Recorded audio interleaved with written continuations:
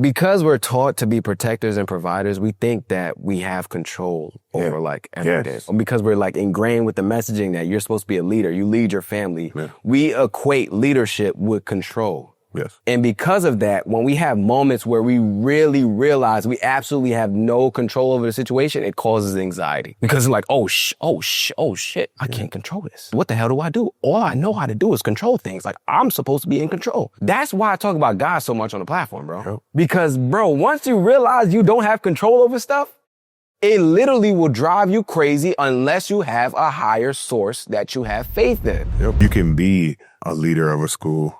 You can be a football player. You can be these things that people look at as people who have it all together and also have depression. I want to be really open about my mental health journey because it's going to touch or impact somebody. Mm-hmm. And just the outpour of support, but then also of just being able to make connections. Mm-hmm. Like if I didn't ever talk about it then, me and you aren't sitting here talking about it right now, you know? And so like the connections and the things that have come as a result of that, bro, have just been so powerful. And I think it speaks to what happens when you surrender your plans to God, right?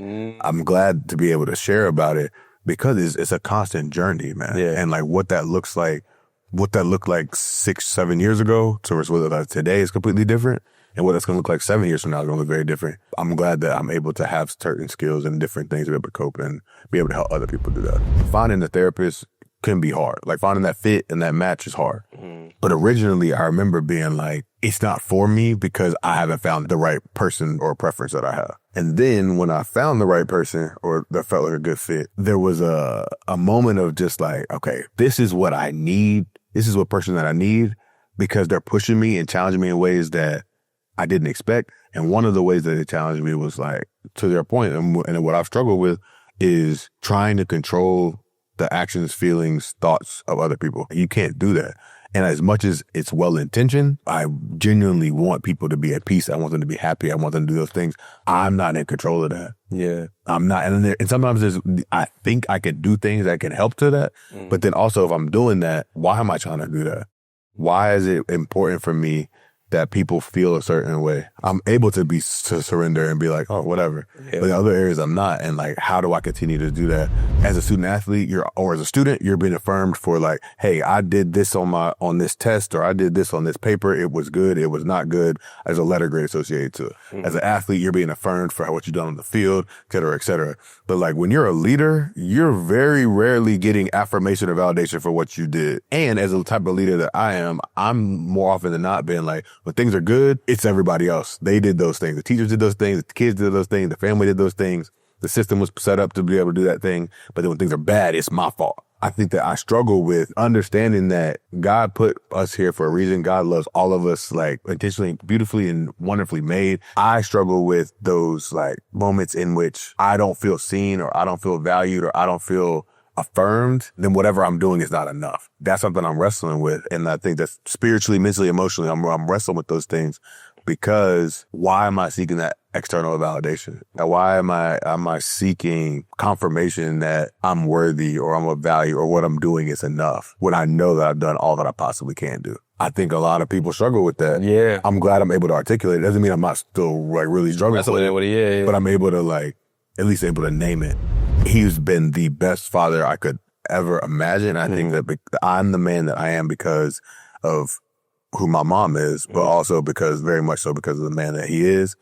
And our relationship shifted from, I'm your dad, like this is my role and this is your role, to, hey man, we're life partners now. We're friends now. Like, here's the things that I'm struggling with so that you don't have to struggle with those same things, or like it's okay for you to struggle through those same things. I wanted you to know that this is what I struggle with at that point or what I'm struggling with currently, so that you know that it's okay to feel those things and you can come to me if you feel that way. I think that version of healthy masculinity being modeled for me has been such a cool thing as we try to navigate adulthood, man. Yeah. How beautiful it is for Black kids to be able to see a Black male principal is great.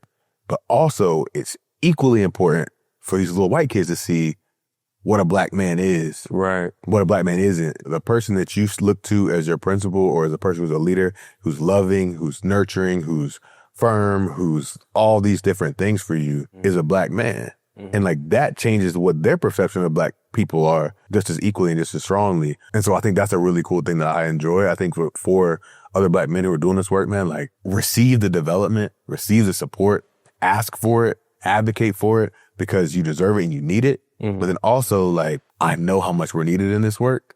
And so me saying that I'm leaving that work also feels heavy because I'm like, they're not going to find a Black male elementary school principal is like a unicorn. I'm probably one of 2 in New Orleans.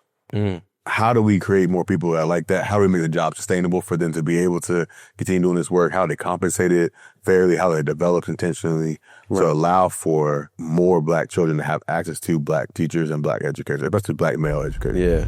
Behavior is like learned and it's taught and it's a skill. And so like we have to continually teach it just like we would teach a math problem or we would teach a kid how to read. It can feel deeply personal or we don't have control over how people respond or behave. We feel like we have to like be either punitively control it or like we don't know what to do with it, so we kind of like get away from it. But like we have to teach those things. All of these things are taught and every moment is a learning opportunity. I think especially for Black boys, like they need to know that like they can make a mistake and bounce back from it. Right. They need to know that I can feel this thing and it's okay for me to feel this thing. And so I have these strategies or have these tools at my disposal that if I'm feeling these things, I'm not harming somebody else in that. Or if I do, here's what I can do to make it right. I think learning that at a really young age is going to hopefully support kids to be able to get to a place where we're able to have conversations like this. Right. I'm feeling sad. I'm disappointed. And that will hopefully support a generation of young men who are reducing the harm they're causing to women, reducing the harm they're causing to one another in our communities because they're able to articulate what's really going on. Yeah. It's really hard when you're 11 years old and you're responsible for your 7-year-old, 4-year-old, and 3-year-old sibling and getting them up in the morning and making sure they come to school.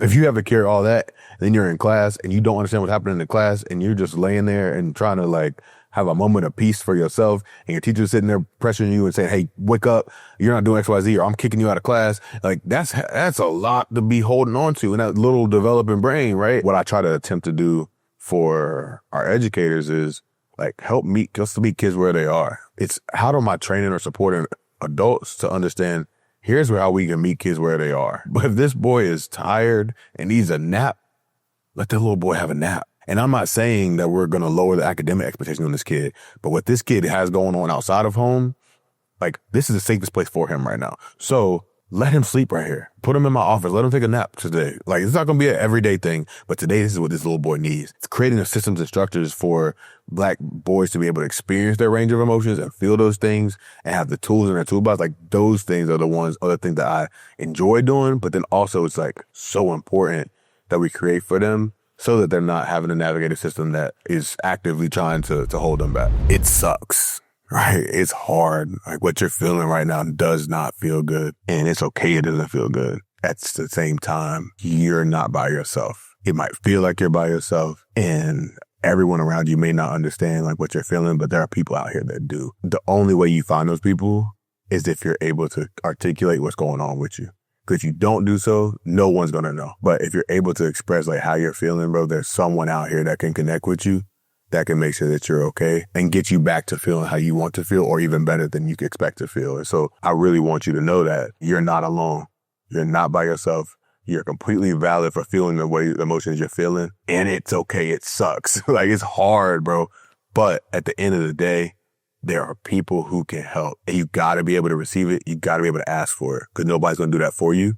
But once you do that, you will be okay and you'll be in a better space. And so know that I love you, that people out here love you and care for you, like genuinely, and receive that love, bro. And the only way you can do that is asking for help. When you ask for it, receiving it and receive it every single day.